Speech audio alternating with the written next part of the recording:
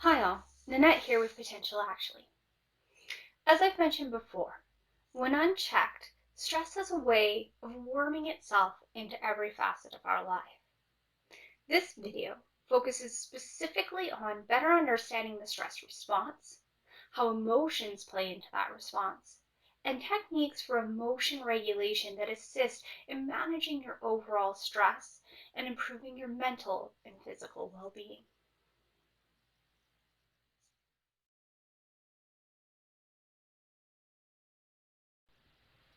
Dr. Evian Gordon, founder of the Brain Resource Company, developed the world's largest brain database and found the brain has an overarching organizing principle to minimize danger and maximize reward. Your limbic system is the part of your brain that manages this threat reward center, like your personal internal alarm system. Every day, your limbic system is constantly scanning your environment and the people you interact with to determine what or who is a threat or a reward. The amygdala is like the guard dog in your brain. When it senses danger, it sends signals to the hypothalamus and acts like a command center of sorts, coordinating with your autonomic nervous system to initiate the fight, flight, freeze response until the parasympathetic system kicks in to turn off the response. The system is obviously critical to keeping you alive. It allows you to respond to what's referred to as primary threats, ones that put your life in actual danger. It ensures you recoil your hand quickly if you touch a burning pot, or quickly jump out of the way if you're suddenly finding yourself in the path of an oncoming vehicle. However, as the initial surge of epinephrine subsides, the hypothalamus activates the second component of the stress response, known as the HPA axis. This network consists of the hypothalamus, the pituitary gland, and the adrenal glands. Together, they keep sending signals to the body to stay in that active response state. Over time, staying in this state leads to a whole host of chronic physical and mental health issues.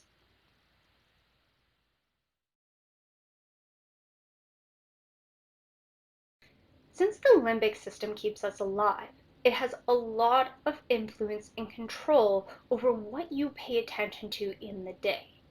One study found your brain even groups nonsense words as positive or negative. Your limbic system is driving decisions in your life all day long. And largely, these decisions happen a half a second before you're even aware that it's occurred, if you become aware at all. This is the challenge of the stress response. It largely activates outside your conscious awareness. In addition, it's stronger, faster, and more long-lasting than our reward response. It reduces our cognitive resources, making it harder to think, making us more defensive, and likely to class everything as a threat. Even the smallest of threats can trigger a stress response.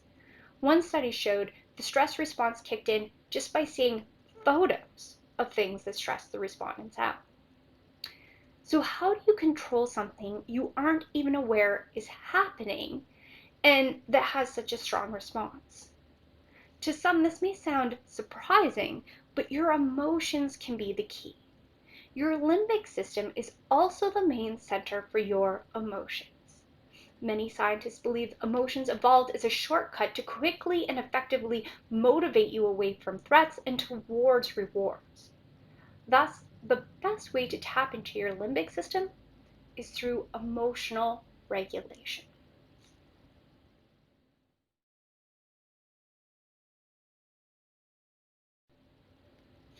Emotional regulation is a major factor to managing chronic stress. Research has found once a response kicks in, trying to suppress it doesn't work. In fact, it makes it worse.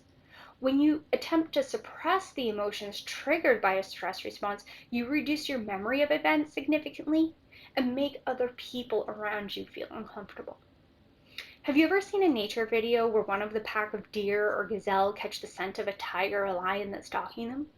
As soon as they catch wind of it, they get very alert. And this cues others to start having the same level of alertness, and soon that spreads through the herd like wildfire. This ensures everyone quickly cues into the potential threat. And humans have a very similar response.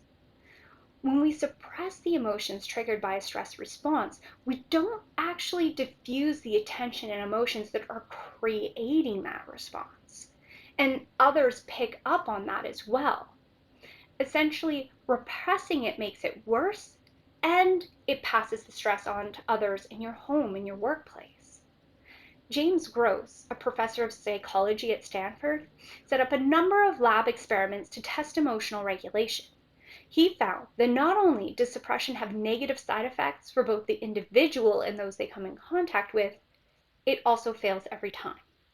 Everyone who thinks that suppression is working is fooling themselves.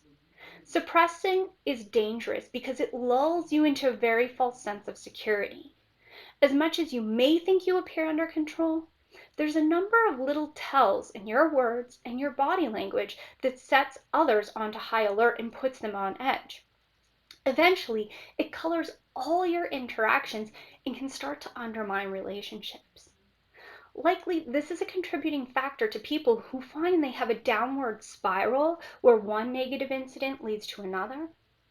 This is why emotional regulation is so critical for not only managing your own stress, but also ensuring that you're not passing it on to others and undermining relationships that would otherwise help you.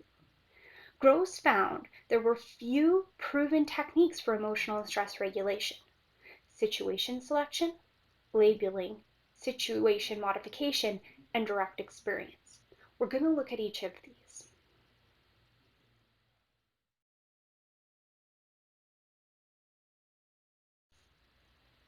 One of the easiest ways to manage emotions and stress is to avoid situations that cause it in the first place.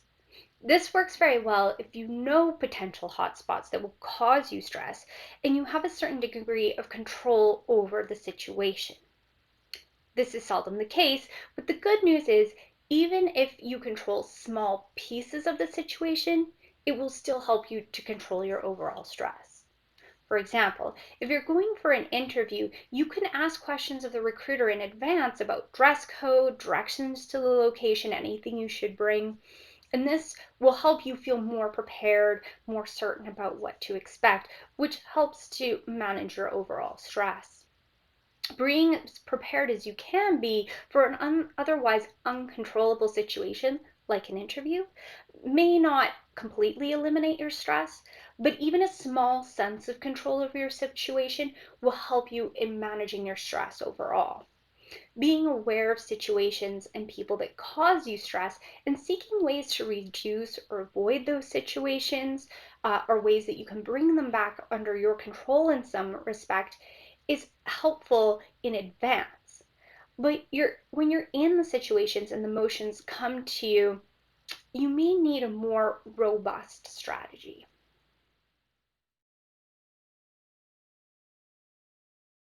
Some people may think that talking about stress will make it worse, when in fact it does quite the opposite. The reason for this is that there's a linkage between your limbic system, the part that responds to stress, and your prefrontal cortex, or PFC. Your PFC is the part of your brain that's responsible for a lot of higher level processing and short-term memory. In short, it's the part that helps us to be rational. You can think of these two systems, the limbic and PFC, as being on a bit of a mental teeter-totter. Neuroscientist Matt Lieberman, an associate professor at UCLA, found as the limbic system ramps up, the PFC goes offline, and vice versa. So one of the easiest ways to get your stress response system under control is by turning on your prefrontal cortex by using labeling. Research has shown this works best when you keep the labeling to one or two words, or when you use metaphors. This seems to activate the PFC more, and it actually activates the area in our PFC that pumps the mental brakes. So once you get going on the stressful line of thought, it's the breaking part that says, whoa, we need to take a step back here. And this approach works really well for low-level triggers. So maybe your kid left their jacket on the floor again, or didn't put their book bag away, or your spouse left their dirty clothes on the floor. These are all good examples of low-level triggers where labeling can help. So let's try this activity right now. Close your eyes. Think of a recent situation that annoyed you, and just bring that situation to mind and let it play out again. Just see the scene unfolding. And as you do that, tap into what the emotions or feelings or the overall energy that that situation is bringing. What are you feeling in your body? Now, if you were to put a big old sticky note on top of the whole situation, what would that label be? In one or two words, what sums it up? Are you angry? Sad? Panicked? Overwhelmed? Powerless? Discouraged? Resentful? Confused? Frustrated? Embarrassed?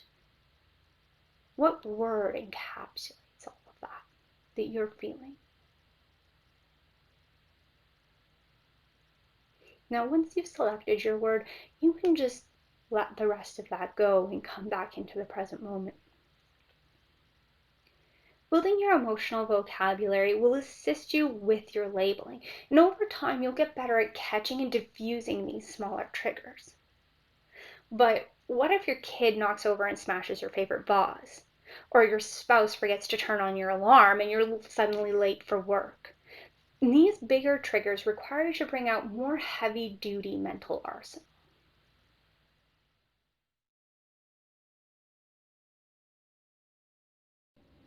Reprisal is basically looking at a situation from a different perspective. Kevin Oshner, professor of social psychology at Columbia University, found that as people reframe situations in a more positive light, they greatly increase the activity in their PFC. There are four main types of reprisal you can try, and they vary in degree of difficulty to implement. The first and the easiest is normalizing. It's just looking at your response to the situation to see if it's normal or appropriate. You may need to stop and ask yourself, what would an appropriate response to the situation be? Is it likely someone else is having this response or reacting the way that I have? Would others be struggling with a similar issue or emotional response? And this just helps to put your response in a frame or a context where it really is normal to have that response and you don't need to be defensive about it. The second approach is called reprioritizing. By thinking about how important the issue or situation is, it forces you to take a step back and think about it in a bigger perspective. For example, you might ask yourself, in 10 or 20 years from now, how likely is it that I'm going to remember it? Is it really that important? Is it possible that if for a week from now, this is just going to be a funny anecdote? Am I getting really worked up about this because it's really that important? Or is there really something else that's more important that I should be focusing on? The third type is repositioning. This is where you strive to see the situation from a third person or outside perspective. In this approach, you might want to ask yourself, what does this situation look like from my child's or spouse's or boss's or coworker's perspective? What advice would a friend give me who is in a similar situation? Or you can even think of a role model or someone who's really adept at dealing with these particular kinds of situations and how they might handle it or the advice that they might give. The fourth and final type is reframing, where you look for new and more positive meanings, explanations, and interpretations. In other words, you're sort of looking for the silver lining. In this instance, you can ask yourself really interesting questions like, if I had nothing to lose, how might I approach this situation? What am I learning from this situation? What perspective could I take that would move me forward? is this belief I'm holding on to, or the story that I'm creating about this situation, even true? Is there other ways that I could look at this? Are there ways that I could rewrite this story for myself so I'm feeling less triggered? You can consider these 4 approaches like a buffet, choosing one or more in combination to suit the situation and how triggered you are. The more triggered, the more of them that you're probably going to need to walk through. And it's probably easiest to start at normalizing and work your way up from there. Don't try to force a step if it's not working, because that's just going to add new frustration. So just sit with it for a bit if you need to.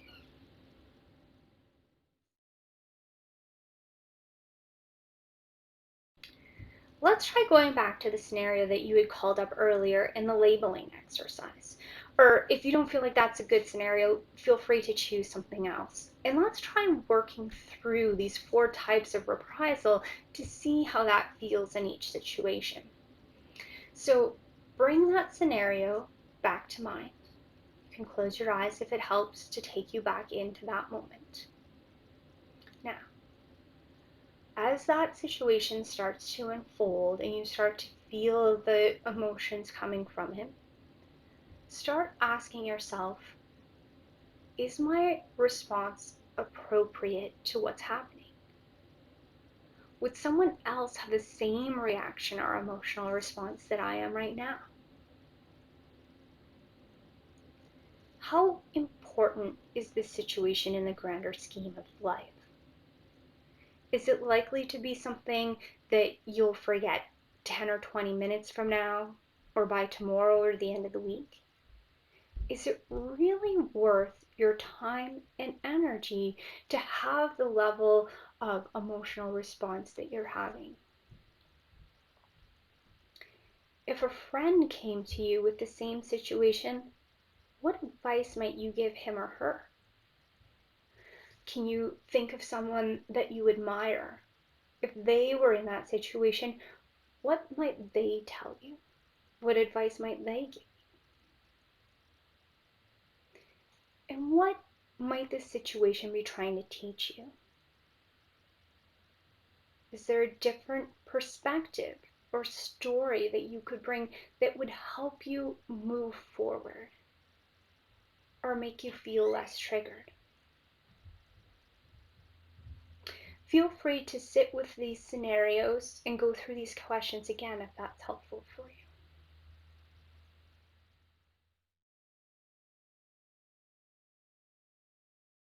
Direct experience is really all about mindfulness.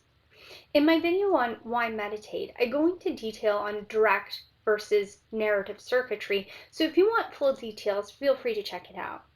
Suffice to say, there are 2 distinct ways of experiencing the world: narrative and direct circuitry. Narrative circuitry is our default mode. It's past and future focused. So when you have moments where your attention wanders, you'll notice you start going into planning, daydreaming, ruminating over events of the days or events that have yet to come. Whereas direct circuitry is focused on dialing into the present moment. You're in the moment experiencing sensations as they come in. This is a trait everyone has in some degree and one that can be developed. And in most circles outside of academics, it's known as mindfulness. It's important to know that mindfulness is not the same as relaxation. Dr. Yi-Yun Tang found that there were significant differences between people who practice mindfulness or honing their direct experience circuitry and those who simply participated in relaxation techniques. Among other things, the mindfulness group had 50% greater immune function and cortisol levels were lower. This suggests that mindfulness is better at managing stress than relaxation. In addition, investing in mindfulness pays off in the short and long term. There are many studies that show even small doses of mindfulness training every day can have significant impacts on improved emotional regulation and overall stress reduction. Also, in the long term, you'll find you can move your direct experience from being a trait to a state. That's to say, those who practice mindfulness are overall less triggered and better able to sense strong emotions that are arising and control. Essentially, cultivating mindfulness enables you to remain in a state of equilibrium regardless of what's happening around you. One of the best tools for increasing your mindfulness is meditation. To wrap up this video, I'll leave you with this mindfulness meditation to assist in managing stress.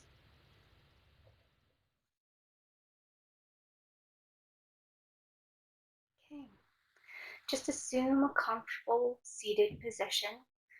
You can be on a cushion with legs crossed, in a chair. Just make sure your feet are flat on the floor if you're in a chair, and that your back is straight and supported properly. And make sure the same thing if you're seated down on the floor, make sure that you have enough support so that you can sit comfortably with your back straight. Just get into a comfortable position.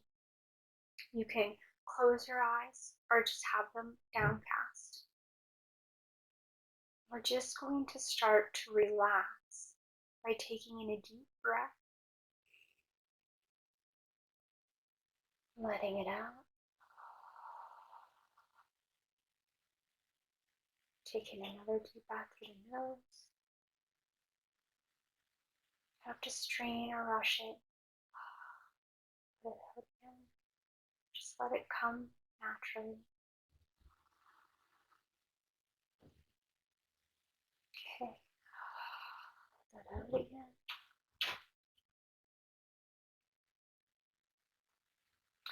Just allowing you to come to a sense of relaxation.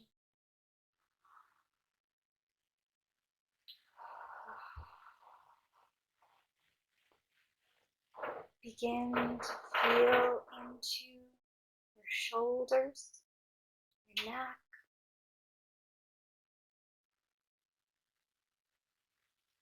your lower back, your arms, your hands.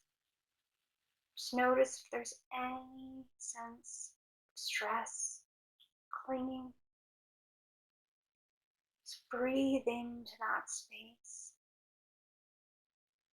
And as you exhale, just let any stress that you're holding release.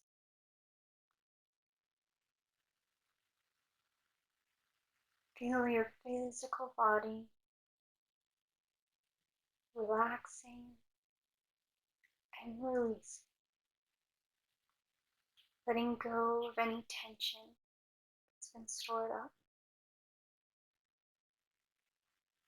Check in with your jaw and your face. Allow any tension that you're holding in there to just relax and release.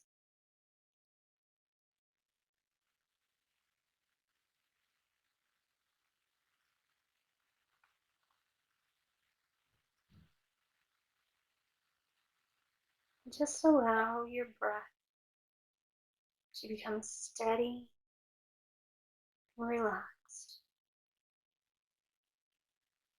Just allowing it to slip into whatever natural state that it takes.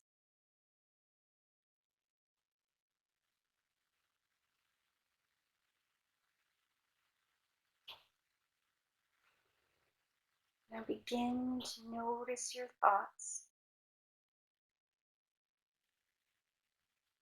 You don't need to get involved with them. Just let them come and go like clouds floating across the sky.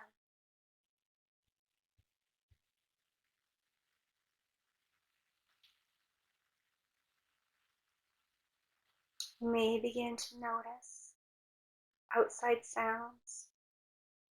Maybe it's coming from your house or somewhere outside. Dogs barking, cars going by. It's okay. So let those things be. Release any attachment that you have to your surroundings being perfect. And instead, come into a state inside yourself where you feel calm, relaxed, and centered.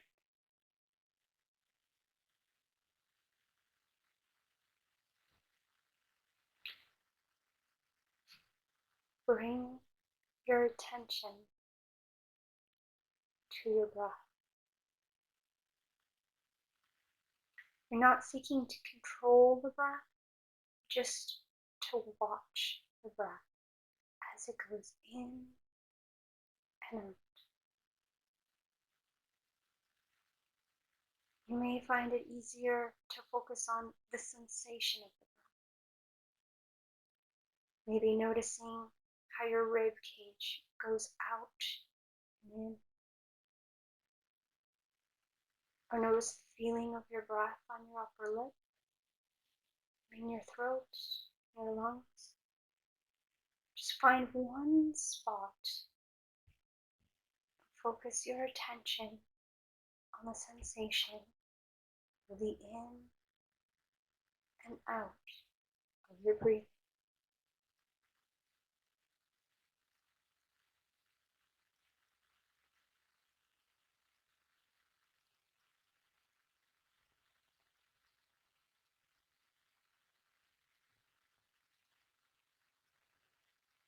You may find that you're getting pulled away from the focus on your breath into thoughts.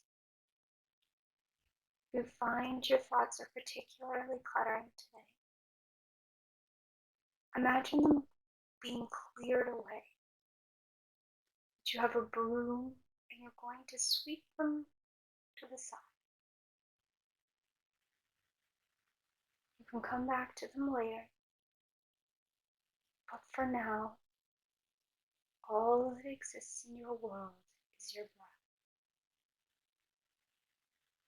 And your focus on it going out and coming in.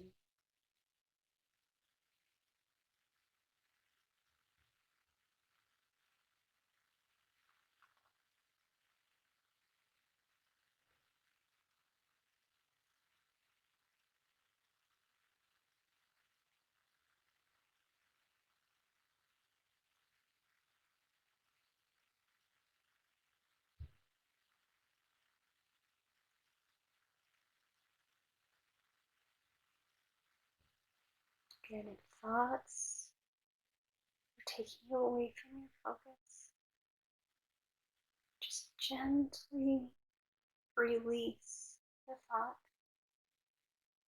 and bring your mind back to the breath.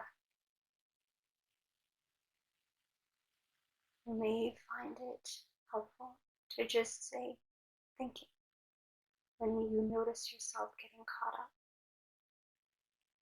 Upon thinking the word thinking, just release the thought that had been enveloping you. And come back to focusing on your breath.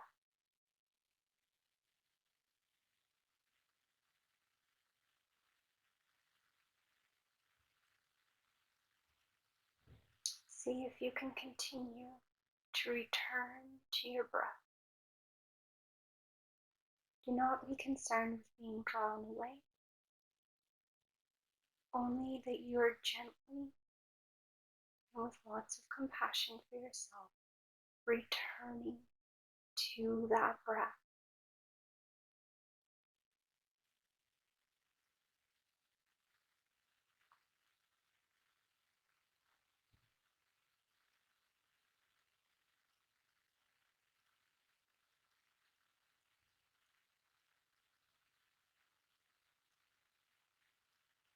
If you wish to continue focusing on your breath, you can do so. If you're ready to start coming out, just begin returning your focus to the space that you're in.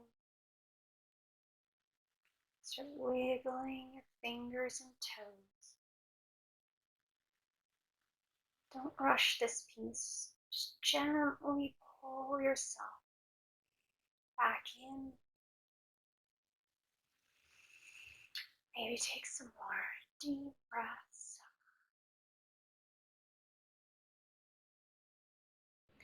In this video, we looked at how your limbic system, the threat reward center of your brain, causes your stress response.